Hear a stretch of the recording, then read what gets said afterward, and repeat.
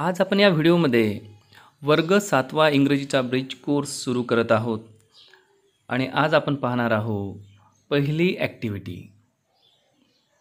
विद्यार्थ्यांसाठी काही सूचना आहेत, काही पालकांसाठी सूचना आहेत की आपल्या मुलांकडून आपल्याला काही ॲक्टिव्हिटीज करून घ्यायच्या आहे। त्यांचे प्रोनाउन्सिएशन जसं 1 2 3 4 5 सेकंडमध्ये बघा। 1 आहे recite the song with action.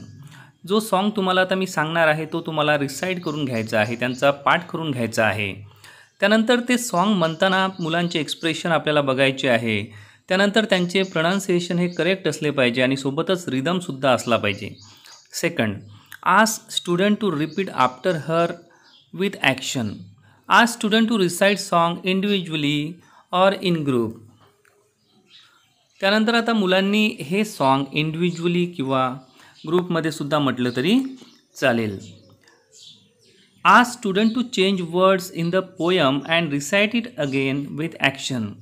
या पोयममध्ये आलेले जे काही वर्ड्स आहे जे आपण चेंज करू शकतो, तर ते आपण चेंज करून त्या जागी दुसरा वर्डसुद्धा टाकून आपण ही पोयम परत एका रिदममध्ये म्हणू शकतो आणि रिसाइट करू शकतो, पाठ करू शकतो। पाचवा पॉईंट आहे ask student to make and recite their own poem. किंवा मुलांना आपण प्रेरित करू शकतो की तुम्ही तुमची पोयम क्रिएट करा, एखादी पोयम तुम्ही कंपोज करा आणि मुलांनी तयार केलेली पोयम मुलांना रिसाइट करायला लावायची। तर अशा प्रकारे आपण मुलांना एनकरेज करू शकतो। आता या ठिकाणी आपल्याला एक पोयम दिलेली आहे, आपण ती पोयम म्हणू। Solve activity demo. Sing the song again using other action like sing a song, dance around, nod your head, wave your hands. तर आपल्याला या पोयममध्ये या ठिकाणी काही वर्डिंग दिलेले आहे, जसं सिंग अ सॉन्ग गाणं म्हणा, डान्स अराउंड अवतीभवती नाचा, नॉड युअर हेड तुमचं हेड इकडं तिकडं असं करा म्हणजे हेड हलवा, मान हलवा, वेव युअर हँड्स तुमचे हात हलवा। तर अशा प्रकारचे वर्डिंग्स आपल्याला या कवितेमध्ये टाकायचे आहे। बघा कविता आहे, when you are happy and you know it, sing a song. When you are happy and you know it, sing a song. When you are happy and you know it and you really want to show it, when you are happy and you know it, sing a song. आता ही कविता आहे, या कवितेमध्ये एकच activity सांगितलेली आहे की Singh a song. बघा ही कविता बघू। व्हेन यू आर हॅपी, ज्यावेळेला तुम्ही हॅपी असता, तुम्ही आनंदी असता, तर ज्यावेळेला तुम्ही आनंदी असता त्यावेळेला तुम्ही काय करता, तर तुम्ही सिंग अ सॉन्ग म्हणजे तुम्ही गाणं म्हणता किंवा तुम्ही गाणं म्हणायला पाहिजे। म्हणजे तुम्ही जेव्हा आनंदी असता अँड यू नो इट, तुम्हाला ते माहीत असते, काय माहीत असते की तुम्ही आनंदी आहात। म्हणजे तुम्ही आनंदी आहात आणि तुम्हाला माहीत आहे की आपण आनंदी आहोत, त्यावेळेला आपण स्वतःहूनच काय करतो, आपण एखादं गाणं म्हणतो। Line number 4, when you are happy and you know it, sing a song. When you are happy and you know it and you really want to show it. आता ज्यावेळेला तुम्ही आनंदी आहात आणि तुम्हाला माहीतही आहे की आपण आनंदी आहोत आणि you really want to show it, तुम्हाला आता ते खरंच तुम्हाला दुसऱ्यांना दाखवायचं आहे की तुम्ही आनंदी आहात। जर तुम्हाला दाखवायचं असेल की तुम्ही आनंदी आहात तर अशा वेळेस काय केलं पाहिजे, सिंग अ सॉन्ग, आपण गाणं म्हटलं पाहिजे।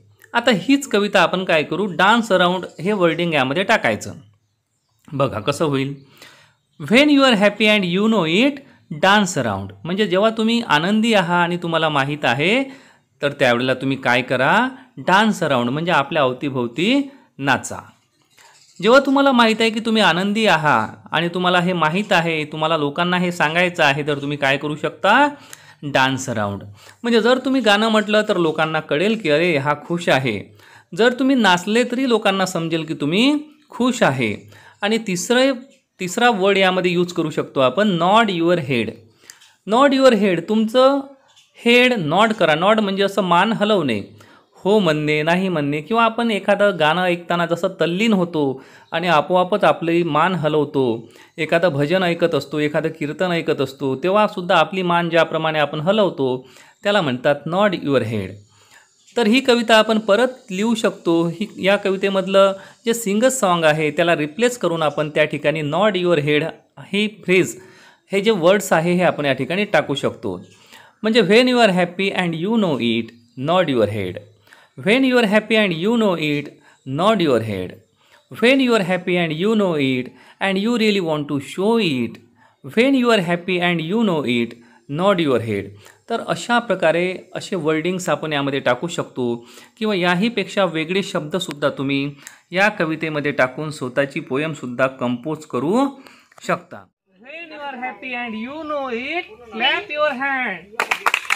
When you are happy and you know it, clap your hand. When you are happy and you know it, clap your hand. Happy and you know it, stamp your feet. When you are happy, when you are happy and you know it, stamp your feet. आता clap करा. When you are happy and you know it, clap your hand. Teacher will say action word and student will do that action. Teacher तुम्हाला काहीतरी action word सांगतील आणि तुम्हाला ती action करावी लागेल. जसं टीचर म्हणतील रन, सिमॉन सेज रन, म्हणजे सिमॉन म्हणतो धावा, मुलं काय करतील, धावतील. टीचर म्हणतात सिमॉन सेज डान्स, सिमॉन काय म्हणतो डान्स करा, तर मुलं काय करतील, student will do action of dancing. तर या ठिकाणी आपण ही ॲक्टिव्हिटी मुलांना वेगवेगळे जे ॲक्शन वर्ड्स आहे, गो, सीट, ईट, वॉच, प्ले, अशा प्रकारचे वेगवेगळे ॲक्शन वर्ड घेऊन आपण ही ॲक्टिव्हिटी आपल्या घरी पण कंप्लीट करू शकतो.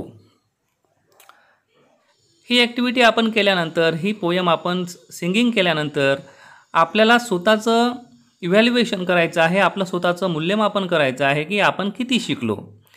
I am able to recite my own song confidently with action. यातली तुमचं जे सॉन्ग आहे तुम्ही रिसाईट केलं का आणि ॲक्शनसह ते तुम्ही म्हटलं का. जर तुम्ही हे केलं असेल तर तुम्ही यस म्हणू शकता आणि जर नाही केलं असेल तर तुम्ही नो म्हणू शकता. जर नो म्हटलं असेल तर तुम्हाला ते करावं लागेल, ते रिसाईट करावं लागेल आणि ते म्हणताना तुम्हाला कॉन्फिडन्स तुमच्यामध्ये असला पाहिजे. सेकंड पॉईंट आहे I am able to play game Simon says. आता सिमॉन सेज हा जो गेम आहे, काय तुम्ही ते खेळू शकले. जर तुम्ही तो गेम खेळू शकण्यास समर्थ होते किंवा तुम्ही ॲबल होते, करू शकले, खेळू शकले, तर तुम्ही एस म्हणा आणि जर तुम्ही खेळू शकले नसाल तर नो म्हणा. पण हा गेम तुम्हाला खेळायचा आहे. जरी तुम्ही आता खेळू शकले नसाल तरी तुम्हाला नंतर थोड्या वेळाने जेव्हा तुम्हाला वेळ मिळेल तेव्हा तुम्हाला ही ॲक्टिव्हिटी कंप्लीट करायची आहे. थर्ड पॉईंट आहे I am able to participate in song competitions. I am able to participate, काही सॉन्ग कॉम्पिटिशन्स आहे त्यामध्ये तुम्हाला पार्टिसिपेट व्हायचं आहे. तुम्ही पार्टिसिपेट झालेले आहात, तुम्ही ते पार्टिसिपेट होण्यासाठी ॲबल आहात, सक्षम आहात. जर असं असेल तर तुम्ही यस म्हणायचं आणि नसेल तर नो म्हणायचं. तर अशा प्रकारे स्वतःचं मूल्यमापन तुम्हाला स्वतःच करायचं आहे. तर ही आहे आजच्या दिवसाची ॲक्टिव्हिटी. तर विद्यार्थी मित्रांनो, जर तुम्हाला हा व्हिडिओ आवडला असेल तर या व्हिडिओला नक्की लाईक करा, हा व्हिडिओ आपल्या मित्रांना शेअर करा आणि मॉरल इंग्लिश गुरु या चॅनलला नक्की सबस्क्राईब करा. थँक्यू.